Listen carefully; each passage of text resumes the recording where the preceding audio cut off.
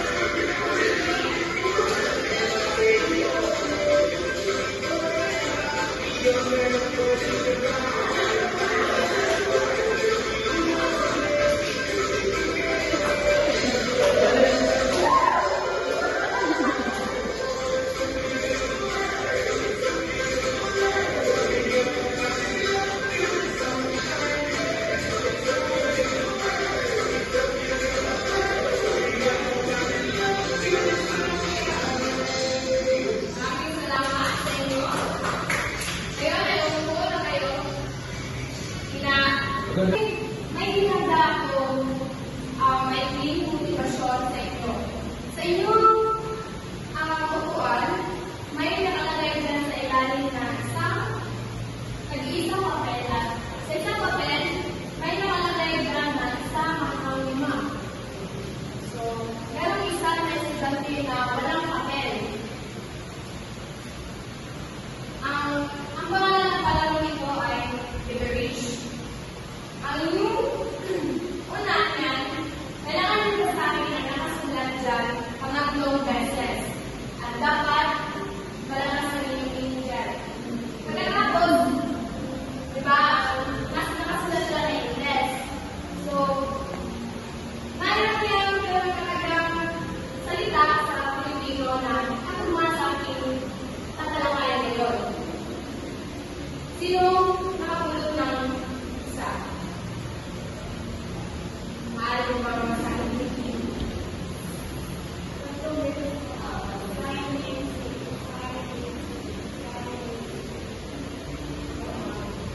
Ano ang Tagalog mo yan?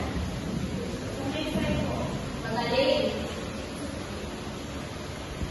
Magaling sa Nesay. Sa pangalawa,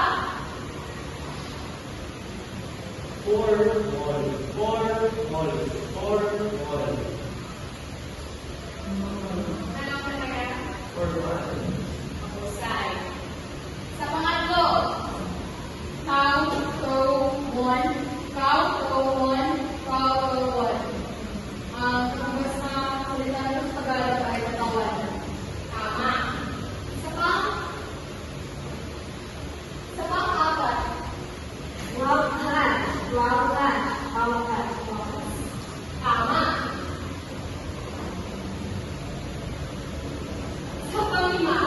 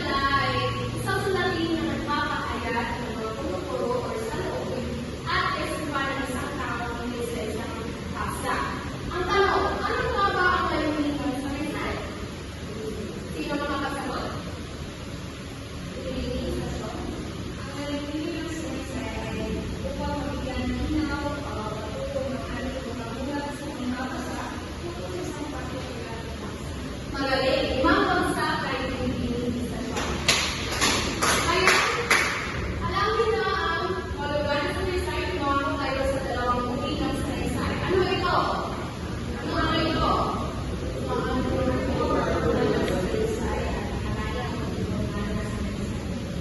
Basahin kung ano ang mayo o formal sa salaysay. Mayo o formal sa salaysay. Kung ito ay pangkaisipan, magpapakita ng mga nagkakaroon sa salaysay na sa isinin ng paglalaan ng mga nanlalakay. Ito ay ang mga nalalaan ng mga sumusunod. Nanginginan ang pagpili ang kahanin ng mga salita. Maayos at mabisang paglalaan ng mga kaisipan. Lubos na kaalaman sa paksa. Mahusay at malinaw sa pag-uur ng mga pag-usap. So, ang mga salaysay pala ay ito ay pangkaisipan lamang. Tama, may nagpapagaling ng halagang kaalaman sa buhay-buhay at isipin ng paglalakad. So, meron na naman susunod. Ito ang unang tayo kung paano mo gamitin ang formal na mga salaysay. Kailangan ng pagpili, lahat ng mga salita, maayos at mabisang paglalakad, lubos na kaalaman sa paksa, mahusay at malinaw. At kailangan ito upang matawag natin siya na formal. Lumapot tayo sa malayo ang formal na salaysay. Sabi, kabalik na ito ang mga unay na ang personal na salaysay. Karaniwan ay lamang sa nais sumili at alasan na sinasagay ng mga kasalito. Ito ay karaniwang hindi na nakipag-usap lamang. Ang mga pananalita ay karaniwan na hindi na nangangailangan ng sumasagaran upang mapapagdating sa tutuling kasalitan. Kung di formal na salaysay ay kabaliktaran. Kabaliktaran sa formal na salaysay. So, ang di formal na salaysay nila ay malayan na salaysay. Ibig sabihin, malayan na ang kapasulat na salaysay na hindi, walang sinusundan na layunin. So, lumako tayo sa mga bahagi ng salaysay. At ito, ano ito ang mga bahagi? Simula. Sa tatapalay ko ito. Ibigin naman ka. Ang mga bahagi ng salaysay ito ay simula o introduksyon, gitna o nilalaman, bukas o konklusyon. Tama. Basahin ang simula. Ito ang unang sinusulat ng isang salaysay. Ito ay dapat na makakuha ng atensyon ng mabasa para sa kanilang ng bahagi ng salaysay.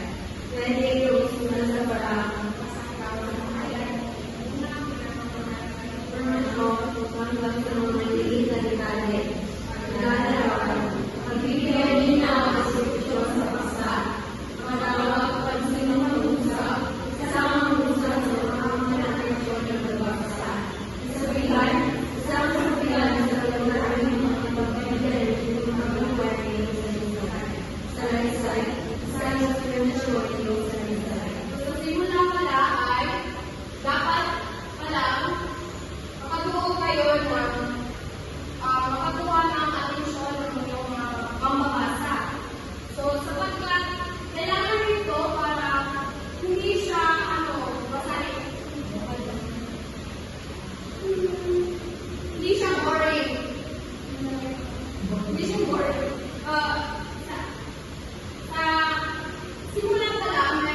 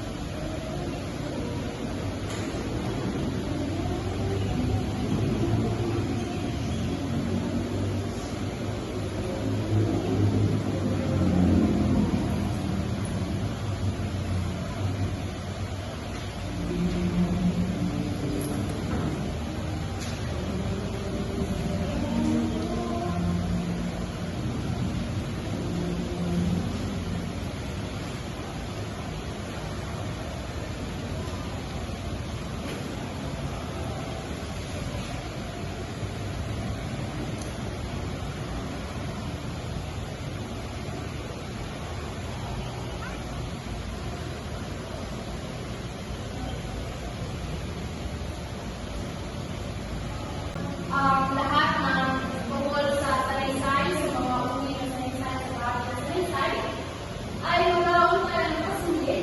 Pero hindi ko tungkol sa anong madiskat natin. Paano nyo ka na? Bila ay nag-read lang yun or guide na lang yun, diba?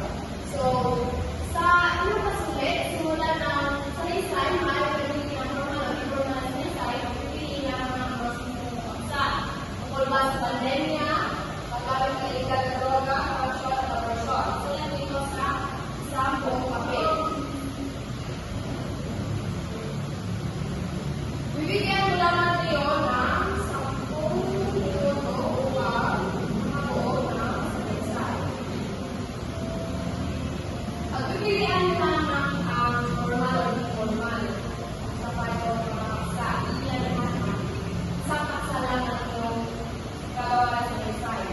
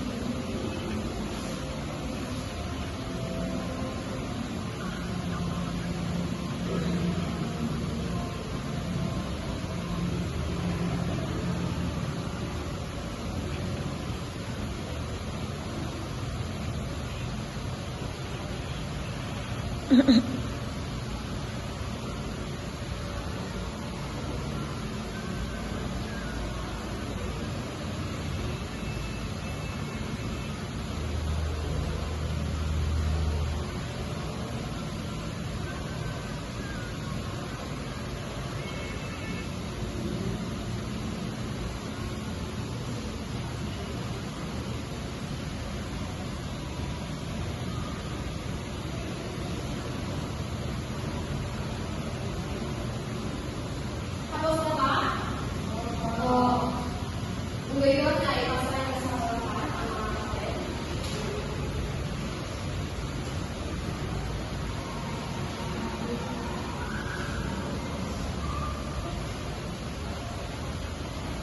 Ngayon, natapos na namin pagtataya, ako na lang muna ang magawa sa ito. Ngayon ay dumako tayo sa pagkamaralin para sa susunod natin pagtagpo. Sa isang malinis na papel, gumawa ng formal sa salaysay tungkol sa pagpapatanggal ng Pilipino subject sa radio. Sulat na naman ito sa buong papel. Gusto ko na ang gagawin nyo ay gamit ng kamay, pagsulat ng kamay, hindi siya printed or digital. Naintindihan niyo ba lahat? Oo.